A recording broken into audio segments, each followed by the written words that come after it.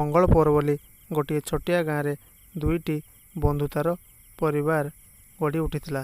ଗୋଟିଏ ପରିବାରରେ ଟିକିଏ ଧନୀଶାଳୀ ଲୋକ ହୋଇଥିବା ବେଳେ ତାଙ୍କ ପୁଅ ନାଁ ଥିଲା ଆରବ। ଆଉ ଗୋଟିଏ ଫ୍ୟାମିଲିରେ ଗୋଟିଏ ଛୋଟିଆ ପରିବାର ଗରିବ ପରିବାର ହୋଇଥିବା ବେଳେ ତାଙ୍କ ଝିଅ ନାଁ ଥିଲା ଇତି। ଏ ଦୁଇ ଜଣ ଗୋଟିଏ କ୍ଲାସରେ ପଢ଼ୁଥିଲେ।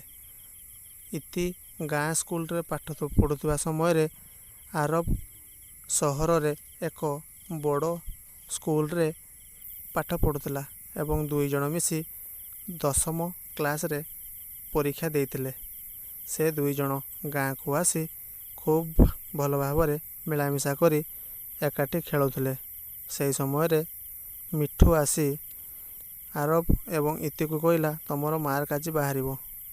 ଆରବକୁ ନେଇ ମିଠୁ ଘରକୁ ଆସିଲା। ତା ବାପା ତାକୁ ପଚାରିଲେ, ତୁ ପାଠ ପଢ଼ୁଥିଲୁ କି ନାହିଁ? ତୋର ଏତେ କମ୍ ମାର୍କ ଆସିଲା କେଉଁଠୁ? ଠିକ୍ ସେହିଭଳି ଇତି ଘରକୁ ଗଲା।